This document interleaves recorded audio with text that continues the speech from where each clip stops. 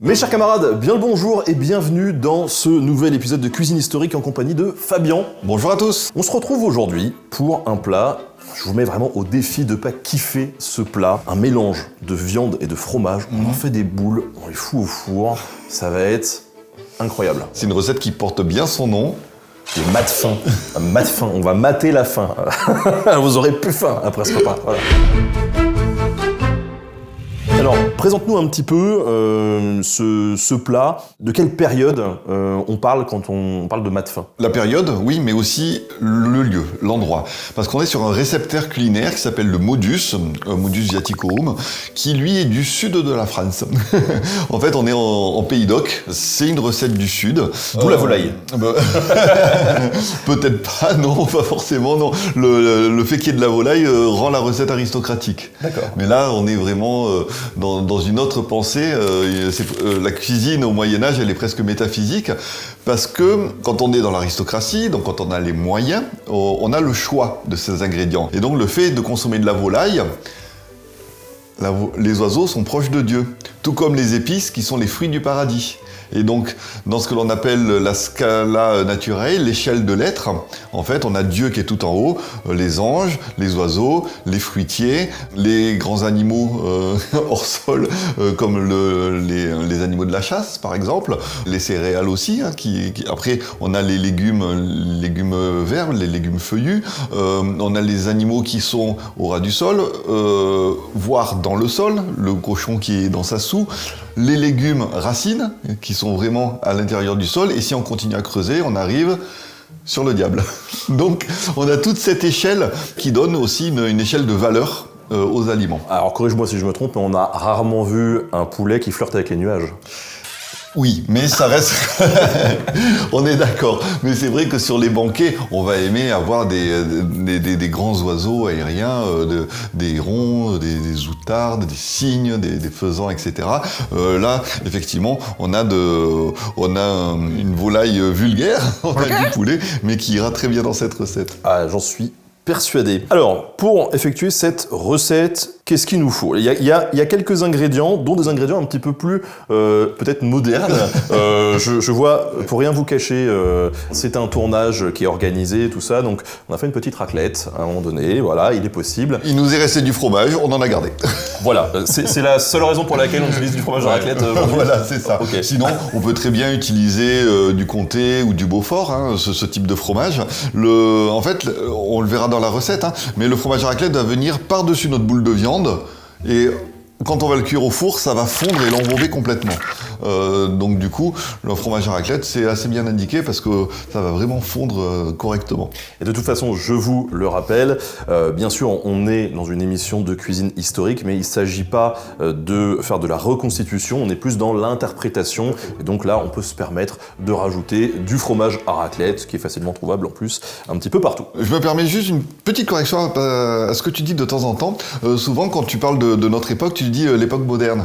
Oui, non, pardon, c'est vrai. L'époque contemporaine. On devrait dire contemporaine parce qu'on va voir dans d'autres émissions de la cuisine de l'époque moderne qui n'a rien à voir avec notre cuisine contemporaine. Mais tu as raison de me reprendre et voilà, tu fais bien. Ouais. Est-ce que tu peux nous détailler un petit peu les ingrédients. Ingrédients pour que les gens sachent d'où l'on part? Oui, alors 200 grammes de viande hachée de porc, de la farce de porc, naturelle, hein, sans tomates, surtout pas, sans autre aromate. 2 cuisses de poule, donc moi j'ai choisi un poulet jaune, parce que je trouve que il a un goût qui est plus sympa que le poulet blanc. Un oignon, quelques branches de persil, du fromage râpé et un œuf.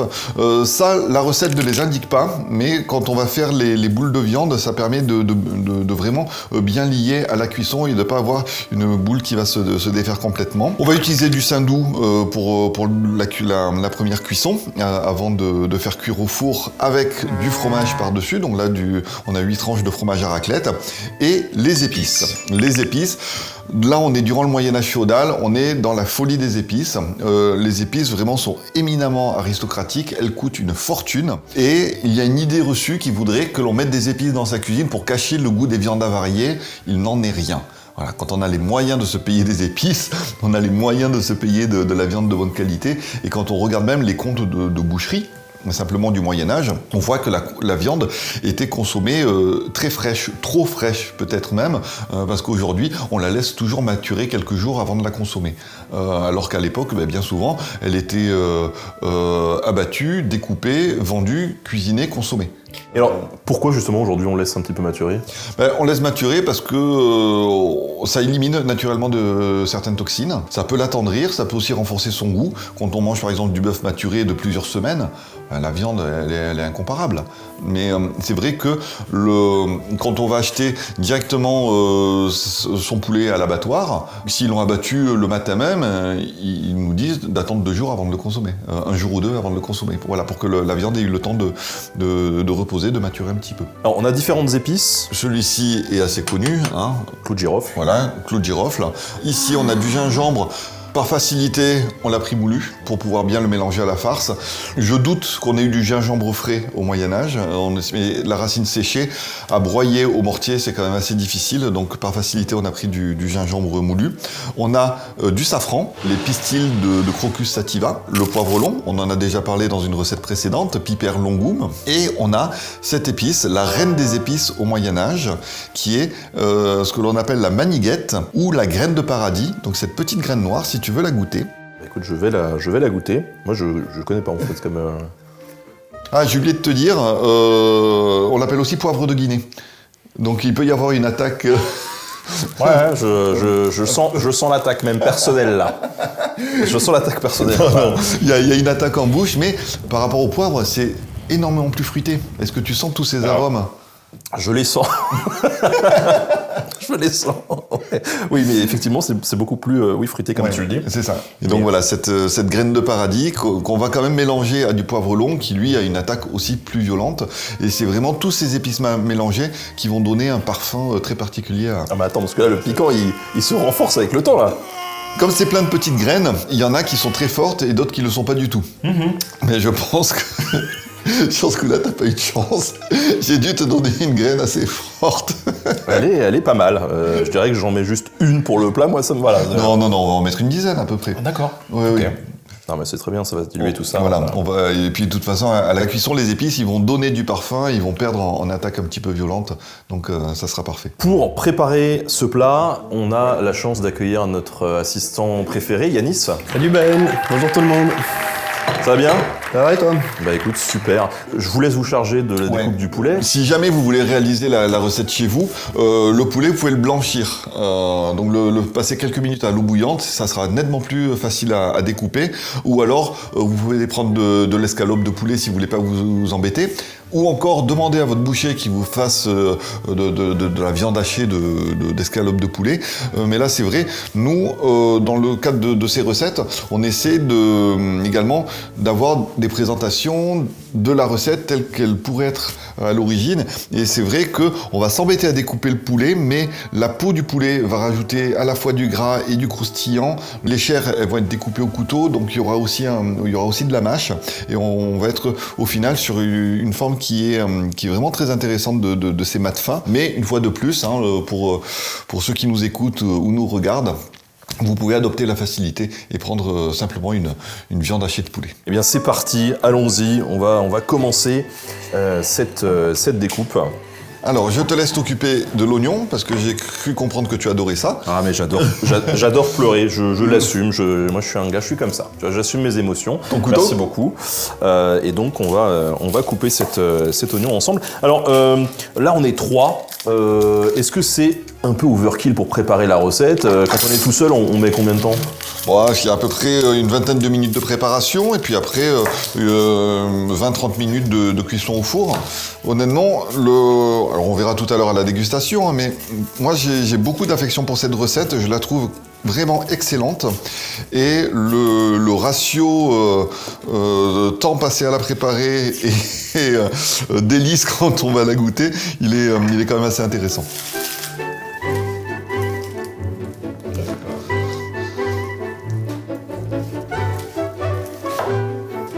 C'est un oignon de compète celui-là, parce que j'ai même pas commencé à l'effleurer qu'il est déjà en train de se défendre. Il avec les yeux. Ah oui. Je te le cisaille, vraiment Oui, vraiment en plus petits morceaux possible, parce que ça va venir dans les boulettes de viande. Donc faudrait pas qu'il y ait des trop gros morceaux. Ah ouais, il se défend là. Il se défend. On commence à le sentir d'ici maintenant. Je suis très heureux d'être parmi vous là. Cuisiner ensemble, ces instants de partage. Moi, pouvoir me partager ce moment entre père et fils, et voilà, main serrée au milieu comme ça, c'est... c'est une aventure.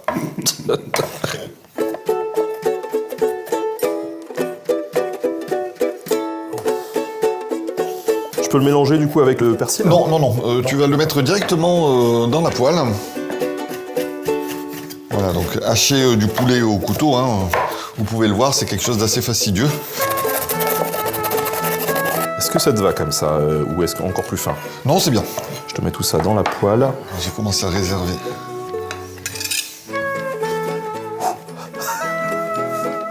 C'est bon, je suis de retour. Allez, Que d'émotion. que d'émotion, que d'émotion. Non, c'est vrai, là, j'avoue, j'ai la poêle juste sous le nez, là. Je vais la mettre un peu plus loin. Et voilà, écoute. Très bien. Mais écoute, nous, on est presque bon sur notre poulet. Ce que je te propose de faire éventuellement, c'est de commencer à... Vu que je commence à prendre le coup de main, eh bien, je te propose de m'occuper des épices. Tu as pris goût au mortier? Ah bah oui, écoute, c'est... Moi, je me suis fait avoir, en fait, parce que tu me dis, non, mais t'inquiète pas, vas-y, fais le pilon. Mais en fait, c'est super physique. je commence à prendre le pli. Ouais, mais le geste s'acquiert par la pratique, hein, de toute façon. Donc, on va mettre une petite pincée, j'ai bien compris, on va Ouais, pas c'est mettre ça. trop mettre de... Pardon, tu appelles ça? La maniguette. La maniguette. La graine de paradis, tu peux mettre une bonne dizaine de graines. Hein. Ah bah voilà, c'est parti. Hop, on va commencer par ça. Alors, attention, parce qu'elles sont petites et dures. Si tu les tapes, elles risquent de fuir. Ah d'accord, donc il faut vraiment juste les presser. Elles, tu les presses. C'est un petit peu comme dans Harry Potter, on tourne et on abaisse. Et donc là, on presse déjà les épices dures, c'est ça? Voilà, on commence par les épices dures. Donc là, j'ai rajouté juste un poivre long, ça suffit. Très bien. Après, tu pourras rajouter 2 clous de girofle. Parce que c'est petit les clous de girofle, mais vite ça prend le pas. Hein, Mais c'est, oui. Allez, 2 clous de girofle, c'est parti. Alors, on a parlé de la dimension sociale des épices, mais il y a également une dimension médicinale, vu que toutes ces épices, elles ont également des vertus. Et le clou de girofle, notamment, c'est un très bon anesthésiant. Les vertus anesthésiques du clou de girofle sont déjà connues dès l'Antiquité. Et voilà, il y a les vertus avérées, les vertus thérapeutiques. Le gingembre qui, lui, à la fois favorise la digestion, mais également a des vertus apéritives. Et donc, c'est le gingembre, vraiment, à la fin du Moyen-Âge, c'est l'épice la plus consommée. Quand on prend le réceptaire culinaire comme le viandier de Taïwan, il y en a dans 2/3 des recettes. Donc c'est vraiment l'épice star de la cuisine médiévale. Et puis des épices qui coûtent très cher, comme le safran ou la maniguette, qui sont également extrêmement présentes. Mais voilà, il y a des vertus thérapeutiques, il y a le facteur social. Les épices également apportent du goût, de l'odeur, de la couleur. Également, le safran par exemple, quand on fait du riz avec du safran, il va prendre cette couleur jaune. Les épices, on va donc les utiliser pour diverses raisons, mais voilà, c'est vraiment l'apanage de la noblesse, de la haute bourgeoisie, donc de l'aristocratie, hein, on les trouve dans les cuisines curiales, parce que elles coûtent extrêmement cher, et donc tout le monde ne peut pas en avoir. Sauf peut-être certaines épices plus communes, comme le cumin par exemple, ou la coriandre, hein, on l'a dit dans une émission précédente, qui sont endémiques de nos régions, que l'on trouve déjà ici en France, qu'on n'a pas besoin d'importer de loin et qui forcément sont plus démocratisées et que l'on peut retrouver dans plusieurs couches de la société. Alors moi je viens de rajouter mon safran. Et moi de mon côté, je vais faire revenir les oignons avec du saindoux. Voilà. Alors forcément, du coup, le safran, c'est quand même moins facile à pilonner. C'est normal qu'il reste des... Alors après, en fait, que tu auras vraiment ce geste circulaire, une fois que tu auras toutes les épices dedans, et ça va se faire. D'accord. En moins d'1 heure, ça devrait être bon. Ah ouais, oui. Parce que je commence à avoir une crampe là. Je mets l'intégralité du gingembre? Oui, tu peux. Allez, c'est parti. Hop, il y a l'équivalent d'une bonne cuillère à soupe de gingembre. Super. Et pour le safran, donc là on a utilisé du safran entier, donc en stigmate. Pour les personnes qui voudraient réaliser la recette, vous pouvez prendre une dosette de safran qui correspond à 0,1 g.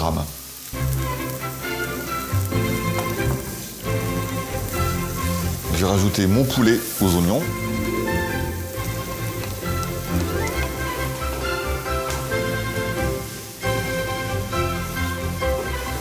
Et là, on est pas mal. J'ai l'impression de faire du bon travail. Je t'avoue que après je recherche un petit peu ton aval, mais Mais elle est belle ta poudre, elle est bien fine. ça me fait plaisir, merci. On est quand même sur de la belle poudre. Voilà. Donc de mon côté, j'ai fait un petit peu blanchir le poulet avec les oignons. J'ai ma viande hachée, hop, dans le cul de poule. Je rajoute à peu près 50 g de fromage. Emmental, râpé. Oui, emmental râpé, un œuf. Hop, on va commencer à malaxer le tout. Et quand on aura quelque chose d'assez homogène, on rajoute les épices. Alors, est-ce que tu as une petite astuce pour éviter qu'il y ait un petit morceau de coquille qui finisse à l'intérieur quand tu casses un œuf? Alors, je le casse jamais sur la tranche du bol, je le casse toujours à plat, sur le plan de travail. Et si jamais un petit morceau de coquille tombe dans la nourriture, en fait, il faut essayer de l'enlever avec la coquille.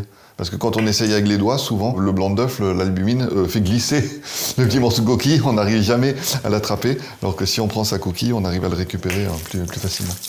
Allez, on peut rajouter les épices.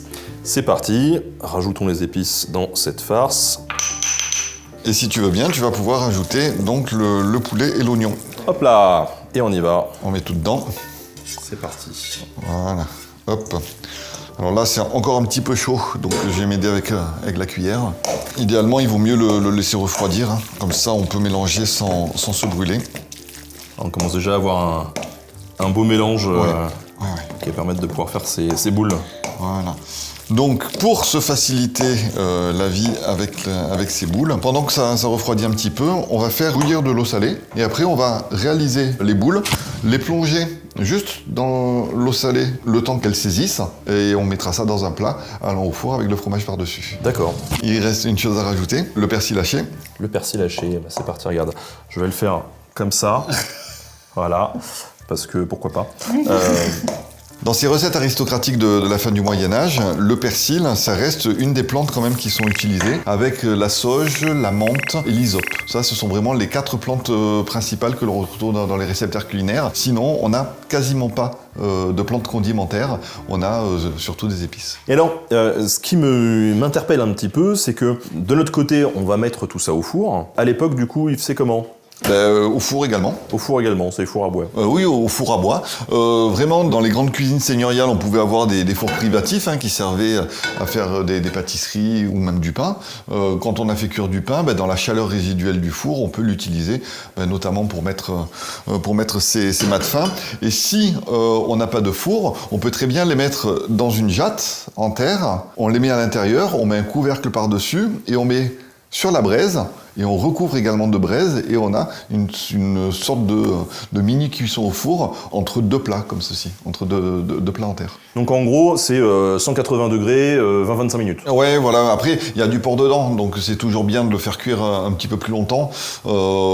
Si on veut que ça soit cuit à cœur, il ne faut pas le mettre trop fort, le four. Donc on peut même le mettre à 150 degrés, par exemple, pendant 30-35 minutes. On est sur une cuisson qui sera plus lente, plus douce. Le résultat n'en sera que meilleur aussi. Et durant la période médiévale, du coup, bon, ok, on a des fours, mais comment est-ce qu'on fait pour maîtriser justement cette température? L'expérience. C'est vraiment l'expérience qui va te permettre de pouvoir utiliser ton four. On va faire les petites boules, parce que là j'entends l'eau derrière qui commence à bouillir. Non pas à frire, mais carrément à bouillir. L'eau est prête. Alors tu vois, la farce là, elle est quand même très très molle. Donc la recette ne le précise pas, mais pour faire des boules quand même suffisamment consistantes, on va rajouter un petit peu de farine. Ça c'est systématique ou c'est juste là on s'adapte justement On s'adapte. Voilà, on s'adapte. J'ai peut-être mis trop de saindoux, tu vois, quand j'ai fait revenir les oignons. Le fait d'avoir ajouté un œuf, ça rajoute du liquide. Même si cet œuf il va permettre de vraiment bien lier la boule, il faut quand même qu'elle ait une certaine consistance quand on va la mettre à cuire. Donc là, le fait de rajouter un peu de farine va absorber complètement l'excédent de liquide et permettre de réaliser des belles boules. Mais une fois de plus, la recette ne le précise pas. Vraiment, personnellement, je pense qu'au Moyen-Âge, comme aujourd'hui, tu vois, là on est en train de réaliser une recette. On s'adapte. On a une consistance qui ne nous convient pas forcément. On est obligé de s'adapter. Là, voilà, ma boule, elle se tient beaucoup mieux. Puis encore une fois, la cuisine comme l'histoire, il faut bien comprendre qu'il y a une approche de l'histoire qui s'appelle la micro-histoire. Et d'ailleurs, je salue le camarade Yann Bouvier, Yann Toucourt sur TikTok notamment, qui a fait un bouquin qui s'appelle Microcosme, qui est vachement bien sur la micro-histoire. Quand on s'intéresse à la vie de tous les jours, de tous les gens, cette micro-histoire, on se rend compte que eh bien, les individus de tout temps vivent leur propre histoire aussi à travers cette grande histoire. C'est-à-dire qu'on peut, nous, évidemment, étudier des périodes historiques et se dire, bon, à cette époque, c'était comme ci, c'était comme ça, mais à l'échelle de l'individu, on a beaucoup de variations, les gens s'adaptent, ils vivent pas tous la même chose, quoi. Comme d'ailleurs, aujourd'hui, dans nos sociétés modernes, où on n'a pas tous la même vie, et heureusement. Donc là, eh ben, on s'adapte, et la cuisine, chacun la fait un petit peu comme il le sent, voilà. Et avec ce qu'il a sous la main. Et puis t'as vu, on a quand même le safran qui a bien coloré, la boule elle est un petit peu orangée. Alors maintenant, ce qu'il va falloir faire, je vais me rincer les mains et puis on va les plonger dans l'eau. Le but c'est de saisir ma boule. Sans qu'elle se délite. Ouais, sans qu'elle se délite. Voilà. On est à la fois sur de la cuisine et sur un jeu d'adresse. Hop, allez, suivante. Et voilà. On a nos 8 boulettes qui viennent d'être passées au fil de l'eau. Et maintenant, il suffit de mettre le fromage par-dessus. Et donc là, le fromage, il va venir fondre et recouvrir la boule. Et quand on va les sortir du four tout à l'heure, on n'aura plus qu'à déguster. Ça va être trop bon. Allez, c'est parti pour le four. 20-25 minutes à 180. Let's go. Hop là, on enfourne. Le temps de faire la vaisselle et puis on pourra déguster. Allez, c'est parti. Ellipse temporelle. Et voilà, encore une fois, magie du montage. Ça y est, on a cuit les mâts de fin. Ouais. Il n'y a plus qu'à les sortir du four et à déguster tout ça. Et ça a une belle couleur d'ici là. L'odeur qui arrive là. Ah ouais. J'allais dire, ça sent un peu comme une odeur de gratin. Mais oui, on a mis le fromage dessus. Écoute, regarde, celle-ci, elle est bien dorée. Tiens, attends, je rapproche. Comme ça, tu vas pouvoir déguster et nous dire ce que tu en penses. Et je te propose avec un petit verre d'Hippocrate, donc boisson emblématique du Moyen-Âge, un vin avec du sucre et des épices, principalement du gingembre, de la cannelle, mais on trouve aussi de la maniguette, du girofle, muscade, du massis, pourquoi pas la riz, de la noix muscade. Donc une boisson aristocratique qu'on mangeait surtout en vin de dessert, mais tu vas voir que ça accompagne bien les mâts de fin. Alors, je mange avec quoi Écoute, si tu veux, tu as un couteau, si tu veux couper des morceaux, il y a une cuillère. On mangeait avec les doigts au Moyen-Âge, mais là, comme ça sort du four... Ça sort du four, je vais éviter de me blesser. Hein. L'assurance n'a sans doute pas prévu ce cas de figure. Voilà. Donc, on va couper tout ça. Hop, voilà. J'attends le verdict. Le premier qui se brûle a perdu.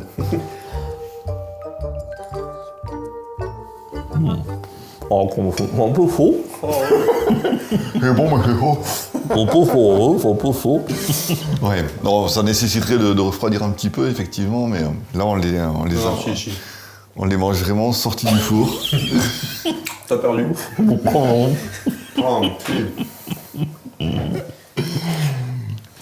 petit coup. Oh. Les oignons qui reviennent là. Ça va? On l'a refait? Non. Non, passer effectivement le petit côté un peu chaud sorti du four. C'est un délire. Là, on est sur un bon plat, quoi. Voilà, clairement, on sent toutes les saveurs, la viande, le porc, le poulet, le fromage, là. On est sur un plat de fête, pour moi. Voilà. C'est le genre de plat qu'on pourrait très bien faire, voilà, aux copains, à la famille, quand ils viennent durant les fêtes de fin d'année, pour un plat un peu original. Honnêtement, c'est très bon. Et on sent bien les épices. Dès le départ, on a le safran qui est présent, et puis le reste, c'est complètement harmonisé. Et tu vois, la graine de paradis, le poivre long, le gingembre, t'en as quand même mis une bonne dose. Et puis c'est très aromatique, mais ça pique pas. Ça, c'est sans doute parce que, justement, on a bien fait le mélange d'épices, quoi. Ouais. Qu'il a été, Alors, qu'est-ce qu'on peut servir avec ça? Donc, on voit qu'il y a un petit peu d'Hippocrate, et attention, l'abus d'alcool est dangereux pour la santé, mais qu'est-ce qu'on peut servir en accompagnement? Il faut pas imaginer que les repas que l'on a au Moyen-Âge, c'est comme aujourd'hui, à notre époque contemporaine, avec entrée, plat, dessert. Il y a vraiment des services avec plein de plats. Le sucré peut côtoyer le salé. Sans aucun problème. Et il peut y avoir différents potages, des oiseaux, des viandes rôties avec des sauces, des plats de légumes, des tartes, des tourtes, des pâtés. À le consommer aujourd'hui, je préconiserais effectivement peut-être un riz safrané et puis pourquoi pas une porrée verte avec des épinards, de la roche, un peu de verjus, ce jus de raisin vert non mûri qui est aussi vraiment très présent dans la cuisine médiévale. Donc ça pourrait être parfait tout ensemble. Quelques petits conseils lecture justement pour en savoir plus sur cette période autour du mat fin. Rappelle-nous, borne un petit peu. Donc 14e siècle, sud de la France, cuisine aristocratique, donc tirée du modus. Dans les conseils lecture, moi je vais vous proposer une petite série d'ouvrages, le Moyen-Âge gourmand. Que j'ai commis aux éditions La Muse. Et dans le tome 2, eh bien, vous retrouverez la recette du mat fin. Donc voilà, là les boules sont un peu plus petites, mais c'est exactement ce que l'on a réalisé et qu'on est en train de déguster. Donc voilà, le Moyen-Âge gourmand aux éditions La Muse. Et bien sûr, le viandier de Guillaume Tirel, dit Taillevent, donc le viandier de Taillevent. On trouve différentes éditions, hein. Donc là j'ai amené une édition récente. Kessinger Publishing. Voilà, qui reprend les travaux de Pichon et Vicaire, qui au 19e siècle ont compilé vraiment tous les écrits de Taillevent. Et on retrouve dans cette édition Pichon-Vicaire les différents viandiers et d'autres recettes qui nous donnent un regard nouveau sur cette cuisine de la fin du XVe siècle. Voilà, donc le viandier de Taillevent. Pour tous ceux qui s'intéressent à la cuisine médiévale, ça reste quand même la référence. Merci en tout cas Fabien, merci Yanis de nous avoir encore présenté cette belle recette. On se retrouve très bientôt pour un nouvel épisode de Cuisine Historique, que ce soit sur la chaîne YouTube ou même en podcast. Merci à tous et bon appétit. À bientôt. Au revoir.